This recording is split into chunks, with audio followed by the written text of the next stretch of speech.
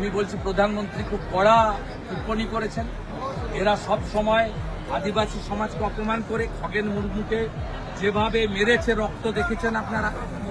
এই সরকার শুধু হিন্দু বিরোধী, রাষ্ট্র বিরোধী, মহিলা বিরোধী নয়, এই সরকার আদিবাসী বিরোধী। খগেন মুর্মুজির রক্ত কেউ ভুলে যায়নি। ঠিক একইভাবে দ্রৌপদী মুর্মুজিকে কালকে যে অপমান করেছে, শুধু আদিবাসী সমাজ নয়, পশ্চিমবাংলার প্রত্যেকটি নাগরিক এর প্রতিবাদ করছে। কোনো সংঘাত হবে না। মিস্টার রবি এখানে আসছেন মমতা ব্যানার্জিকে সংবিধানের ABCD শিখানোর। উনি সব সময় সকালে একরকম বলেন, বিকালে একরকম বলেন, রাত্রে আরেকরকম। উনি যদি কথা ঠিক রাখতেন তাহলে উনার আজকে এই অবস্থা হবে। এরকম রাস্তায় বসে আছেন, বসার প্র্যাকটিস করছেন, এপ্রিল মাসের পরে পার্মানেন্টলি রাস্তায় থাকবেন।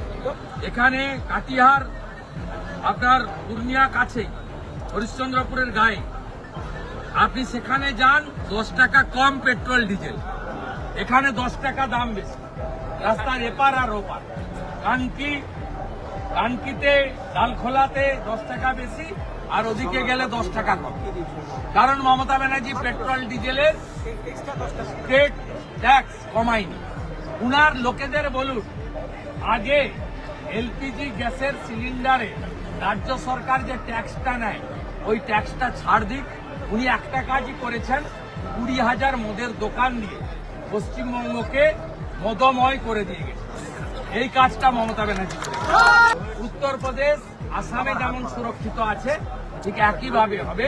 ধর্ষকদের সকালবেলা জমা নেব, বিকালবেলা খরচ করে দেবো, কোর্টে পাঠানোর দরকার হবে।